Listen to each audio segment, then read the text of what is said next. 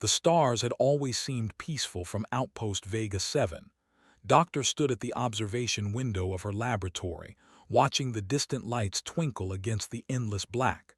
Behind her, the sounds of normal life filled the station. Children laughed in the recreation area.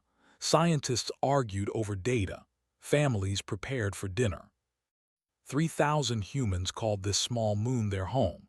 It was a quiet place, far from Earth, dedicated to research and discovery. Had spent 5 years here, studying alien plant life and dreaming of breakthroughs that would help humanity understand the galaxy better. She had no idea that in less than 1 hour, almost everyone she knew would be dead. Captain was having dinner with his family when the first alarm sounded. His daughter was 7 years old. She was telling him about her school project when the emergency lights began to flash red. "Daddy, what is that?" asked, her small face confused. Looked at his wife. Their eyes met, and in that moment they both understood something was very wrong. "Stay here," said. He kissed his forehead and ran toward the command center. Far above the moon, hidden in the shadow of a nearby planet, 12 massive warships waited. They belonged to the Dominion, a powerful reptilian empire that had ruled their corner of the galaxy for 10,000 years. Their scales were dark green, their eyes cold and calculating. They viewed humans as insects, new to space, weak and easily crushed.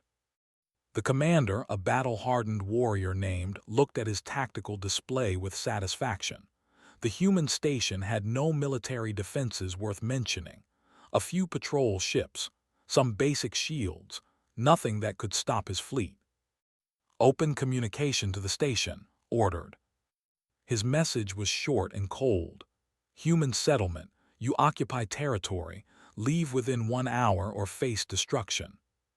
Captain reached the command center just as the message ended. His commander, an older woman named Lieutenant, was trying to contact Earth for instructions. "They gave us 1 hour," she said, her voice shaking.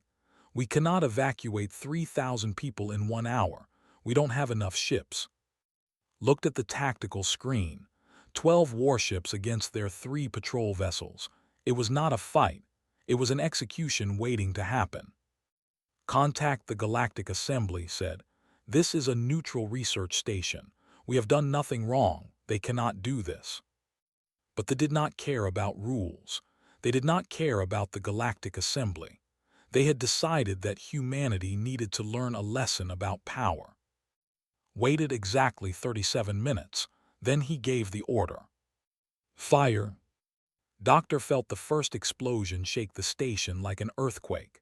She was thrown to the ground as the laboratory windows cracked. Alarms screamed from every direction. Emergency announcements played on repeat. "All personnel proceed to evacuation shuttles. This is not a drill." Ran. The corridors were filled with chaos. People were screaming, pushing, falling. She saw a mother carrying 2 children, crying and running. She saw an old man sitting against a wall, too shocked to move. She saw blood. The station shook again, and again. Each explosion was closer than the last. Captain was not in the command center anymore. He was running toward his family quarters, pushing through the panicked crowds, his heart pounding in his chest. He screamed. He reached his door and threw it open. The room was empty. His wife had taken their daughter and run. But where? Another explosion. This one was close, too close. The corridor behind collapsed in fire and metal. He tried to find another path. He checked every evacuation point. He called their names until his voice broke. Doctor reached Shuttle Bay 7. It was one of the last evacuation points still functioning. Around her, people were cramming into small emergency vessels designed for 50 people but carrying twice that number. "Get in," a crew member shouted at her. Hesitated. She looked back at the burning station. Somewhere in there, people were still trapped. Somewhere in there, children were dying. "I said get in." Hands grabbed her and pulled her into the shuttle. The doors closed. The ship launched. Through the small window, watched Outpost Vega 7 burn. The warships continued their attack for another 20 minutes. They destroyed the power generators. They destroyed the medical center. They destroyed the school where had been working on her project just hours ago. When they finally stopped, there was nothing left but twisted metal and silence. Captain survived by chance. He had been near an emergency airlock when the section containing his family was destroyed. The explosion threw him into the airlock, which sealed automatically. A rescue team found him floating in space 2 hours later, barely alive. Of the 3,000 humans on Outpost Vega 7, only 153 survived. 2,847 people died that day. 412 of them were children. Dr. Shuttle was one of the few that escaped with its communication systems intact. As they floated in space, waiting for rescue, she did the only thing she could think to do. She transmitted. She sent everything, every second of footage from the station's security cameras, every recorded message, every image of the attack. She sent it to Earth. She sent it to the Galactic Assembly. She sent it to anyone who would listen. "This is Doctor of Outpost Vega 7, her message began. "The Dominion has attacked our civilian research station without warning and without declaration of war. They have killed thousands of innocent people, including children. The galaxy must know what happened here." On Earth, it was morning when the transmissions arrived. Admiral Park Sung was the first senior military officer to see the footage. He was a man of 58 years, hardened by decades of service, known for his calm under pressure. But as he watched the images of burning corridors and dying children, his hands began to shake. He watched a mother trying to shield her baby from falling debris. He watched old people praying as fire approached them. He watched a little girl, no older than 5, crying for her parents as the ceiling collapsed. The Admiral had seen many terrible things in his life, but nothing like this. He picked up his communication device and called President Moon. "Madam President," he said, his voice flat and cold, "we have a situation." Within hours, the footage spread across Earth. Every news channel, every social media platform, every home with a screen. The world watched Outpost Vega 7 die. And then something happened that no alien species had ever seen before, something that would change the galaxy forever. Humanity did not panic. Humanity did not argue among itself about what to do. Humanity did not break into factions or point fingers or seek someone to blame. Instead, humanity went quiet. It was the kind of quiet that came before a storm, the kind of quiet that meant decisions were being made, the kind of quiet that meant anger had passed beyond screaming and entered something much deeper and much more dangerous. Captain woke up in a hospital on Earth 3 days later. A nurse told him gently that his wife and daughter had not survived. He did not cry. He did not scream. He simply nodded, looked out the window at the blue sky of his home planet and made a promise. Not to himself, not to anyone who could hear. To them, to all 2,847 people who had died for no reason. A promise that their deaths would not be forgotten, that their deaths would mean something, that the creatures who had murdered them would face justice. The galaxy did not understand what was coming. They thought this was just another territorial dispute, just another small conflict that would be resolved through negotiation and compromise. They were wrong. The Galactic Assembly Hall on Centrum Prime was the largest building ever constructed by intelligent life. Its dome stretched so high that clouds formed inside it. Representatives from over 800 species filled its seats, their bodies of every shape and color imaginable. For 12,000 years, this hall had been the center of galactic civilization. Here, wars ended. Here, treaties were signed. Here, the great powers of the galaxy came together to maintain order and peace. Today, the assembly had gathered to discuss the Vega incident. Ambassador stood at the human delegation's small platform, watching the alien representatives take their seats. Humanity had only been part of the assembly for 80 years. Their section was in the back, far from the center of power, barely noticed by the ancient species who had ruled space for. Was 45 years old, a career diplomat who had spent her life learning to navigate complex political situations. She had studied every species in the assembly. She knew their customs, their values, their ways of thinking. But nothing had prepared her for today. High Arbiter called the session to order. He was a creature, nearly 300 years old, with a body made of black chitin and eyes that reflected light like jewels. He had led the assembly for a century. In all that time, he had never failed to resolve a conflict. We gather today to address the unfortunate events at the human colony known as Vega 7, began, his translated voice calm and reasonable. The Dominion has made a territorial claim. Lives have been lost. We are here to find a peaceful resolution, as we always do. Listened to these words and felt something cold settle in her stomach. Unfortunate events. That was how he described the murder of almost 3,000 people. The delegation sat on the opposite side of the hall. Their lead representative was Legate's younger brother, also named, a tradition in their culture. He was tall, covered in dark scales, and looked at the human delegation with open contempt. The Dominion acknowledges that some deaths occurred, said when called to speak. This is regrettable.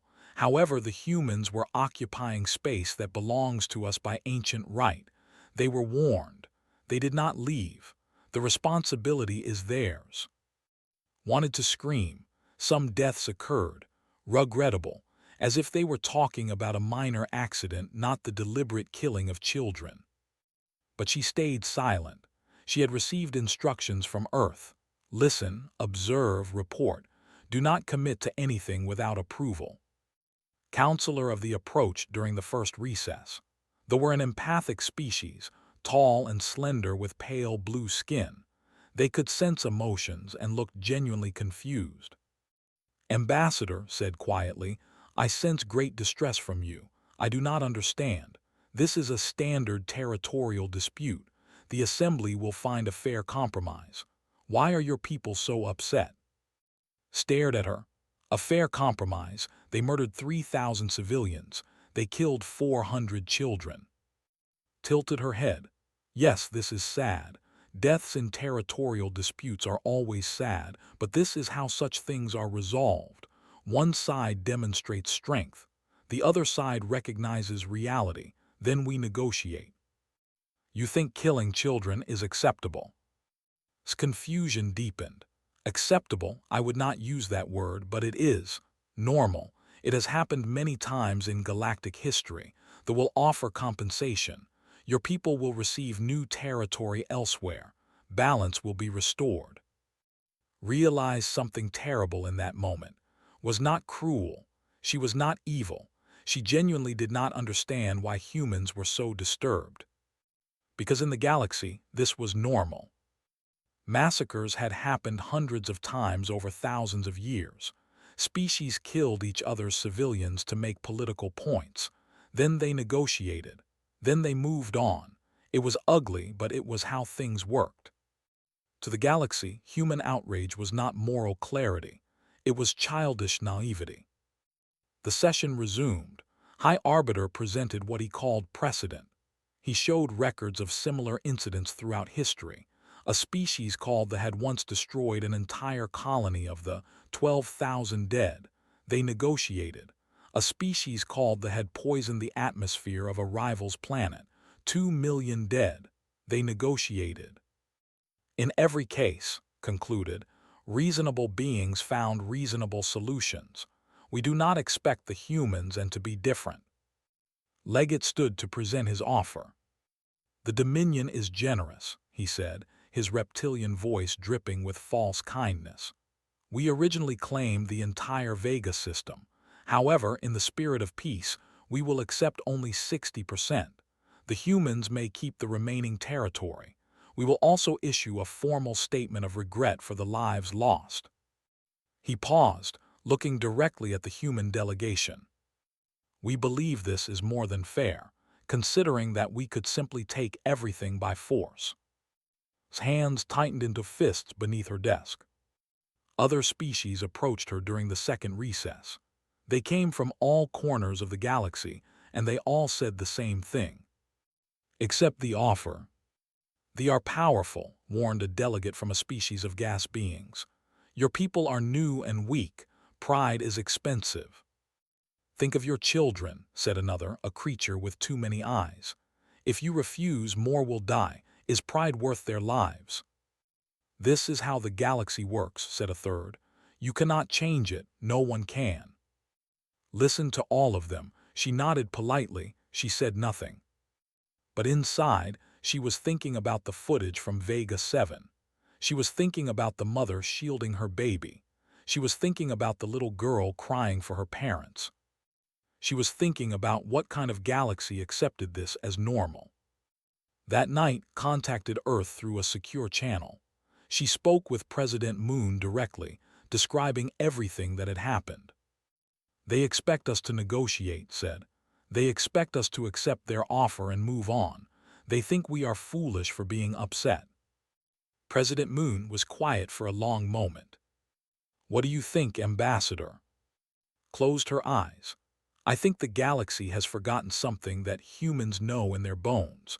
I think they have become so used to atrocity that they no longer recognize it as wrong. And if we refuse, if we reject their offer, they will think we are insane. They will expect us to lose. The fleet is 3 times the size of ours." Another long silence. "Come home, Ambassador," President Moon finally said. "We need to discuss this as a people, all of us, together." And the assembly, they expect an answer. "Tell them we need time to consult with our government. Tell them nothing else." Return to the assembly hall the next morning. High Arbiter asked if humanity was ready to accept the offer. "Earth requires time to consider," said. "We will give our answer soon." Legate laughed openly. "Time to consider? What is there to consider? You have no choice. Accept our generosity or face destruction." Looked at him. For a moment, just a moment, she let her mask slip. She let him see the cold fury burning behind her diplomatic smile. "The people of Earth will give their answer," she said quietly, "and you may find that we always have a choice." Stopped laughing. Something in her eyes made him uncomfortable, though he could not say why. Counselor watched the exchange from across the hall. She was still trying to understand the humans. Their emotions were so intense, so focused. She had never sensed anything quite like it. She wondered what they were planning. She wondered if they truly understood what they were facing. And deep in her heart, in a place she did not fully understand herself, she wondered if perhaps the galaxy had been doing something wrong for a very long time. The assembly waited for humanity's answer. They expected reason. They expected compromise. They expected surrender dressed in diplomatic language. They would receive something else entirely. The United Earth Council chamber in Geneva was silent. 200 representatives from every nation on Earth sat in their seats, watching the footage from Vega 7 play on the massive screen above them.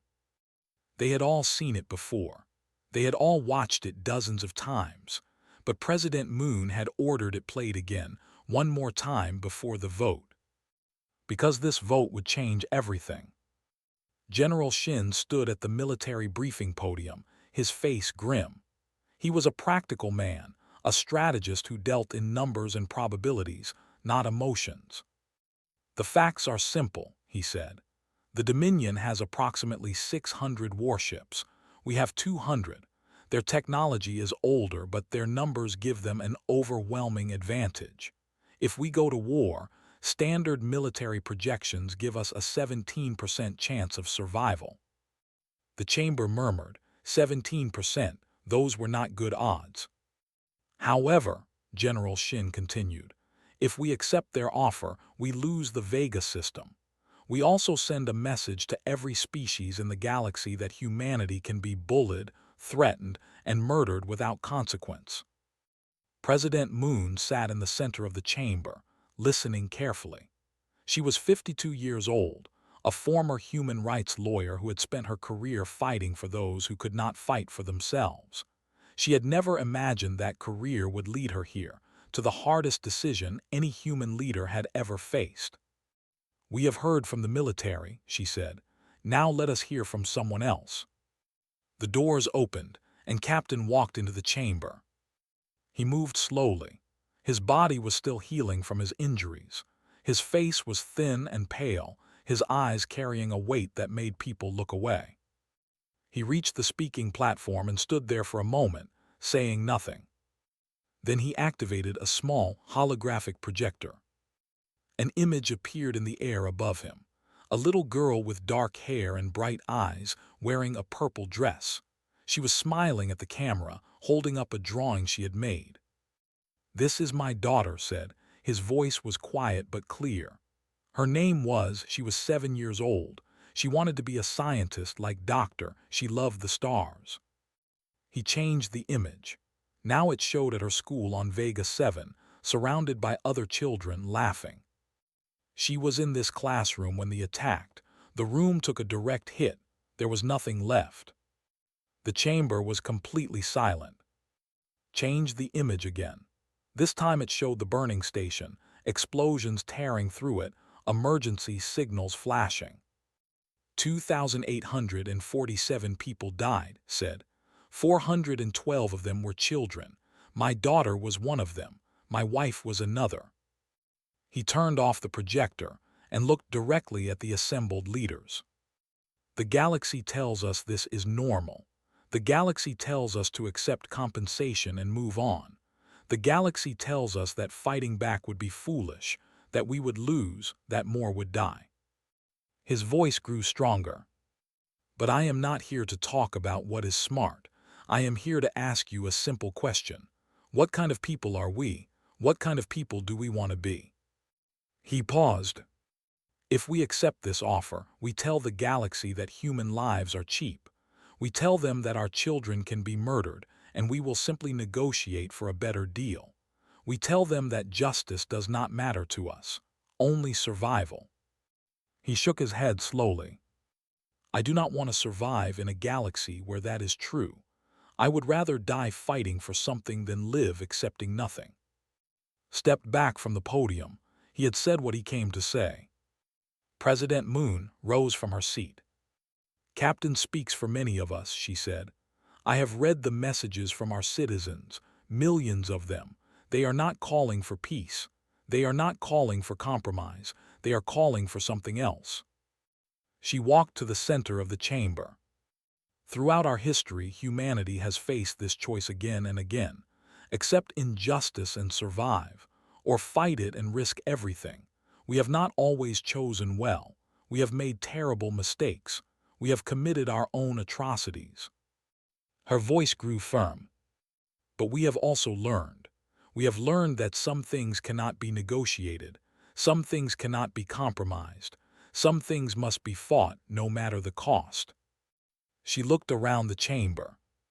The murder of innocent people is one of those things. We have spent centuries learning this lesson.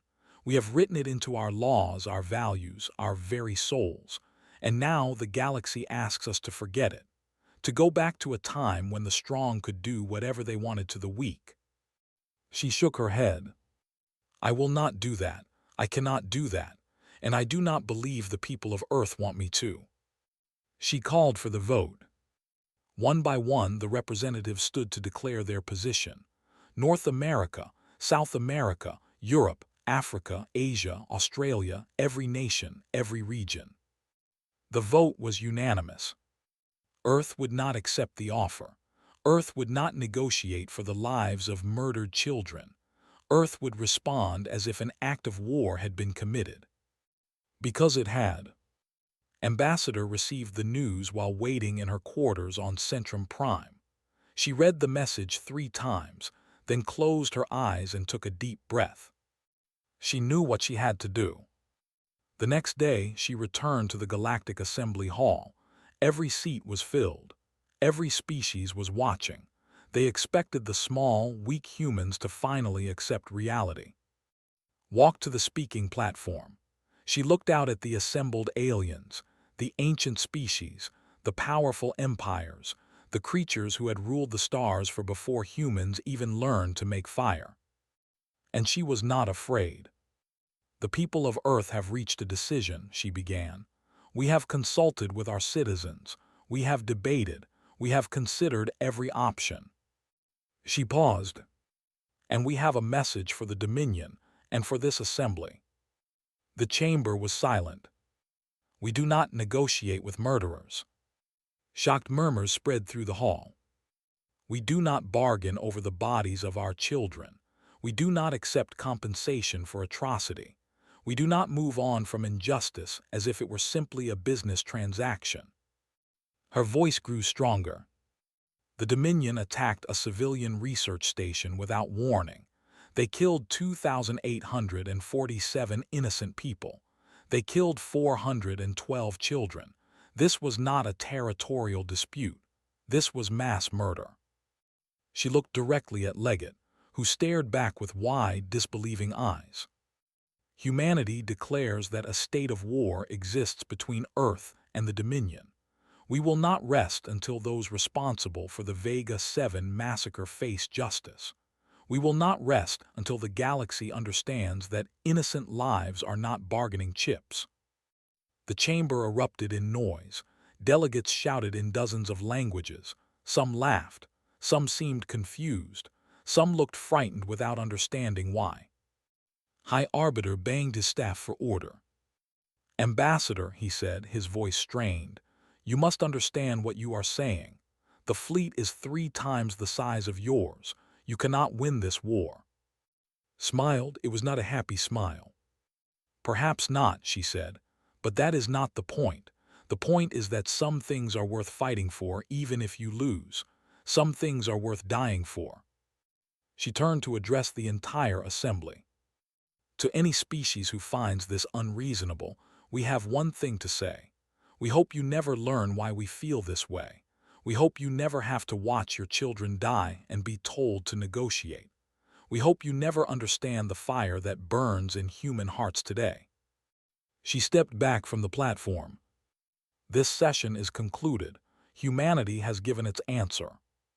Leggett rose from his seat, his scales flushing with anger. You have chosen extinction, he snarled. We will crush your pathetic species. We will burn your worlds. We will make you regret this insanity. Looked at him one last time. Others have said that before, she said quietly. They were wrong too. She turned and walked out of the chamber, leaving behind a galaxy that could not understand what it had just witnessed. In a quiet corner of the hall, Counselor sat frozen in her seat. She had sensed Ambassador's emotions during the speech. She had felt the rage, the grief, the determination. But she had also felt something else, something she had never encountered before. She did not have a word for it, but if she had to describe it, she would say it felt like fire. Fire that would not go out no matter how much water you poured on it. Fire that seemed capable of burning down everything in its path. For the first time in her long life, felt afraid. Not of the humans, but of what the galaxy had awakened. News of humanity's declaration spread across the galaxy like wildfire. Within hours, every species knew. Within days, everyone had an opinion. Most thought humans were insane. Suicidal foolishness, declared the news networks. A young species throwing away their future for empty pride. We predict complete human defeat within 30 standard days, announced military analysts. Perhaps sooner. Tragic but predictable, sighed the commentary channels of the emotional species often make poor decisions. But on Earth, something very different was happening. Commander O stood in the hangar bay of the United Earth carrier Indomitable, watching her pilots prepare for combat. She was 31 years old, the youngest tactical commander in Earth's fleet, known for unconventional strategies that drove traditional officers crazy. Today, she was about to lead the first human counterattack of the war. "Phantom Wing," she said to her assembled pilots, "the galaxy expects us to hide. They expect us to defend.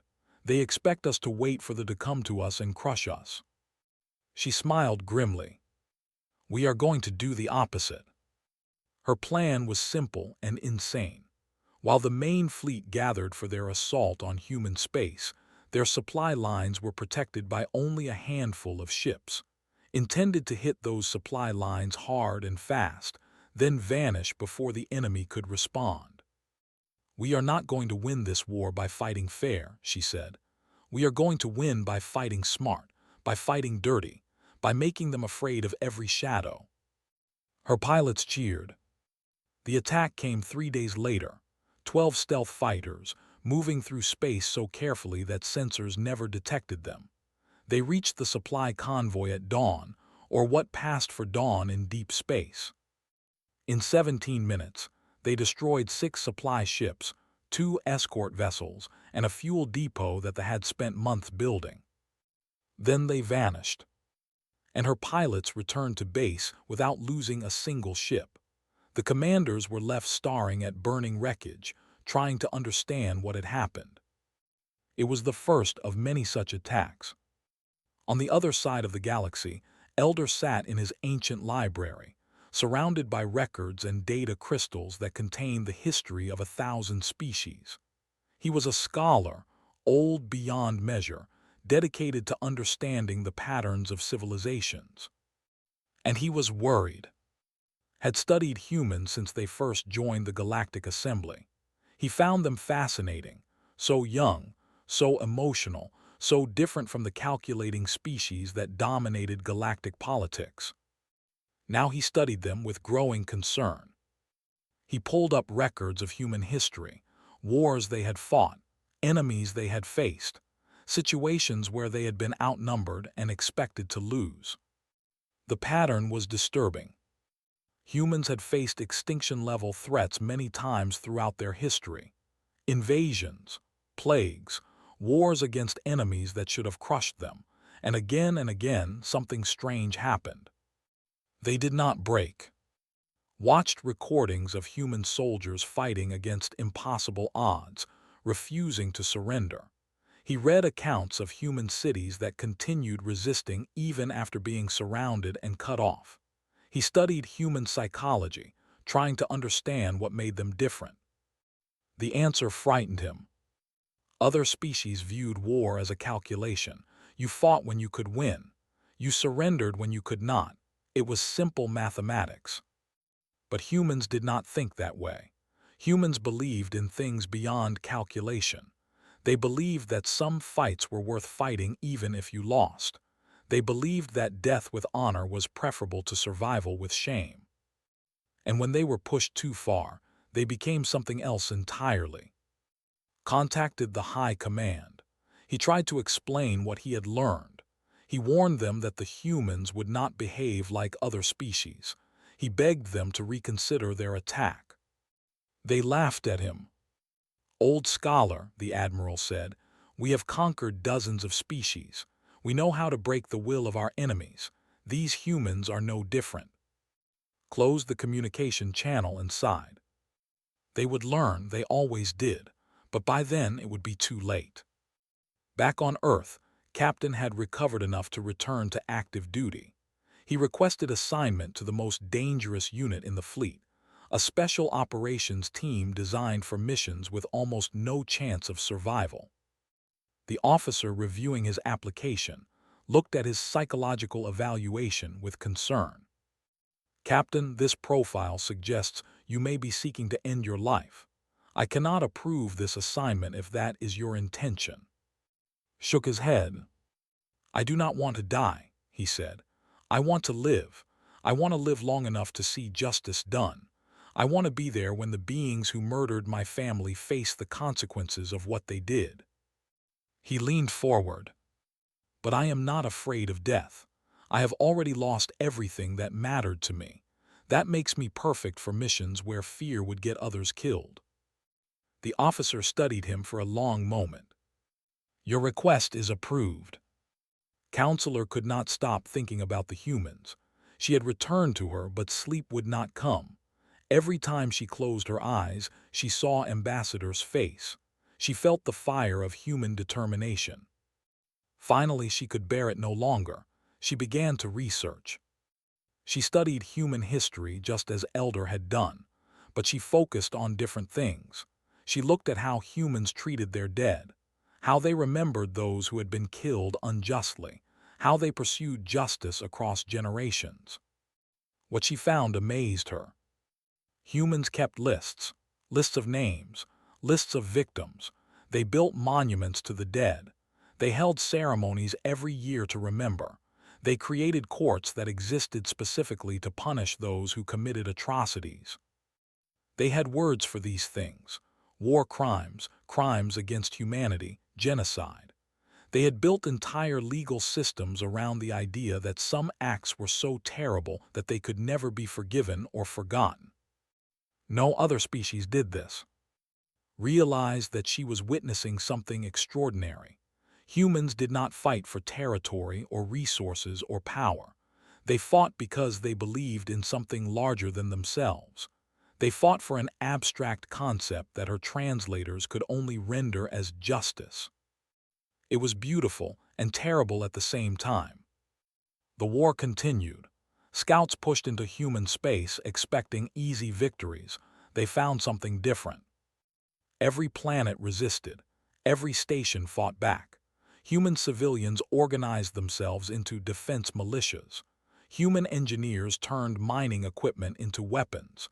Human children helped carry supplies to the front lines. They had expected a quick conquest. Instead, they found themselves fighting for every kilometer of space. And the humans kept coming up with new tactics: stealth attacks, guerrilla warfare, traps and ambushes that seemed to appear from nowhere. They had more ships, but the humans made them pay for every advance in blood. Reports reached the Galactic Assembly. Species that had dismissed humanity as foolish began to pay closer attention. Something was happening that they had not anticipated. "The humans have suffered 7 major defeats," one analyst reported. "They have lost 40 ships, but they continue to fight as if nothing has happened. Their production facilities are running at 300% capacity," another noted. "Their recruitment centers are turning away volunteers because they cannot process them fast enough." "We intercepted a human military communication," a third added. "Their commander said, 'We have not yet begun to fight. We do not know what this means.'" High Arbiter listened to these reports with growing unease. He had seen many wars in his long life. He knew how they usually went. This one was different. Doubts were beginning to spread. The war was supposed to be quick and easy. Instead, it was becoming expensive and painful. Families mourned children who had died fighting a species that refused to surrender. And the humans were still coming. Leggett the Younger, who had taken his brother's place in the assembly, received a message from the human ambassador. It contained only one line: "This is what happens when you murder our children." Stared at the message for a long time. For the first time since the war began, he wondered if his people had made a terrible mistake. Saul's Gate was the last line of defense before Earth. A massive space station orbited there, surrounded by asteroid fields that humans had turned into a fortress.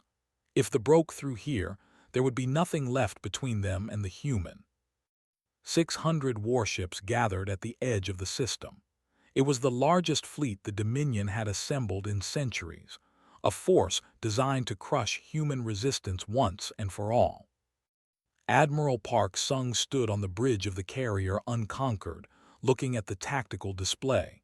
200 human ships faced 600 enemies. The mathematics were simple. They were going to lose. Or they should lose. Any logical analysis said so. Any reasonable prediction said so. But Park Sung was not thinking about logic or reason. He was thinking about his granddaughter who lived in Seoul.